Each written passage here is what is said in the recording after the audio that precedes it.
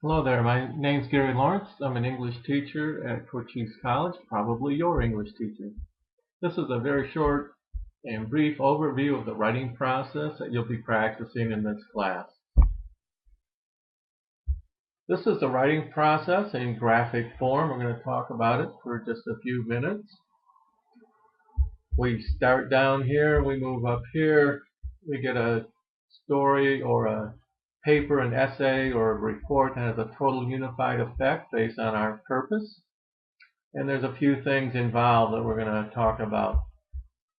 One thing is that the writing process itself is a combination of discovery or a plan.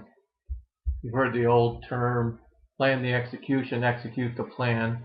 And this presentation may come off a little bit like that, but in reality, the writing process is a little bit messy, but we simplify it and water it down a little bit so that we can talk about what's going on behind the scenes. Writing as discovery has to do with organic writing. Not everybody, hardly anybody, sits down and just writes. So there's a lot of creativity, there's a lot of planning that goes into it, and the key here, the takeaway, is that it's both discovery and plan, and that it's a combination of those things. The other important element that I'll keep coming back to over and over again is time. And over time, we write our paper, whatever it is. And time is important because sometimes we don't have much time, but also you want to learn, just like you learn to use your discovery part, use your planning parts, we want to learn how to use time to help us in the writing process. And the best way to use time, there's two best ways to use time. Easy ways to make your writing better or easier for you.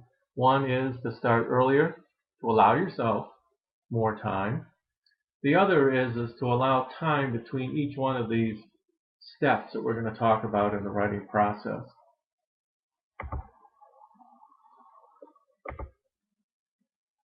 The first thing I want to talk about is that we all have two people in our head, at least two. The first part that we have in our head is the creative guy or gal. This is the one that has all the ideas. This is the little popcorn popper that goes off at night when you can't sleep because you're thinking about all these other things. Creative guy, gal is the inspiration, it's the muse, it's all the things that you get ideas from. Never say no, takes the risks, away we go. Creative guy and gal. Okay? Now the other side of your head, your brain, I call the judge.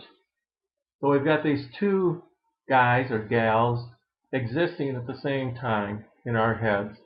And again, just like up here, writing as discovery, writing as plan, you can't have writing that is all creative and no conventions. You can't have writing that is all conventions, all rules, and nothing creative or nothing that will let you go. You'll get stuck. You'll get frozen. You won't be able to move.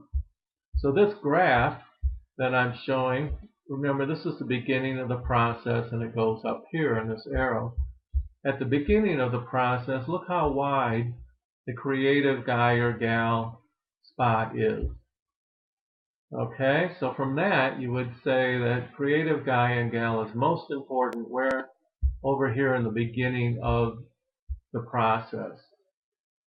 The judge is still there, okay, the green to the red or brown, but it's muted a little bit. We're going to call on the judge and say, hey judge, when I'm down at this end, when I'm doing things like editing and proofreading my paper right before I submit it, that's when I need you the most. So help me out here, okay? The time we talked about is going on throughout this process. There's two types of time. One is attack time, which is also called a touch time. How much of the 2 weeks that you had to finish this assignment, this writing assignment, did you actually touch your hands to the computer keys or to a pen and paper? The other is the elapsed time, which is the time it took to get from here to here in calendar days. A good example of this might be the drive-through at your favorite fast food restaurant. You have to sit in line, you have to wait to make your order, you have to wait to get to the window. That's all elapsed time, except for the time that you'll actually speak into the speaker and give them your order. The same thing happens on the other side. They have elapsed time, they have a clock running, but they only touch your hamburger or your salad a small fraction of that time. So we're really looking to work time in and use it more effectively throughout. We want to get less takt time, but better takt time. Elapsed time, we don't really care about that. We want to start earlier and give ourselves time in between our process steps. What are our process steps? Here they are. You've heard them before. You've heard them all through your schooling. We start with pre-writing and invention. Right? We're going to call on what? Creative guy and gal down here at this end of the arrow. We're going to review our intent, our purpose. We're not going to get real judgmental, but we're going to come up with a bunch of ideas. Our job right here is to initiate ideas, generate ideas. Then we're going to look at our interests or our purpose. What do we want to do here? Then we're going to figure out, okay, so I got an idea. One of them is going to work really well for the purpose I have in mind. So now I want to organize for the best results. I want to shape that argument. I want to shape that paper. I want to shape that story so it'll have the intended results I want on the writer. Okay, then we're going to write our first draft. And by the way, the more work you do down here at these early stages, the easier these other stages are. Think of it as the little steps in between, the spaces in between are smaller because you've already done a lot of good work here and you're just filling in the gaps. Okay, so then you're going to revise. You're going to let it sit. Remember, we've got time in between each one. You're going to let it sit in between each one of these. But especially here, after a draft, go away, go do something else, go do something completely different than writing. Do your dishes, whatever.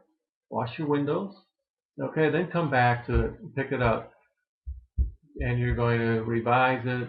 You're going to let it sit again. You're going to edit and proofread it, and that's fine. By the way, editing and proofreading, a tip for you is edit it several times. Go through it several times rather than one time looking for everything.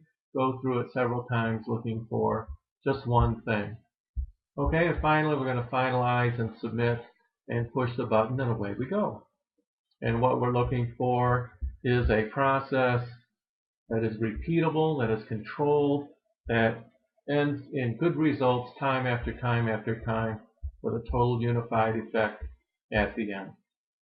Okay? Thanks for listening.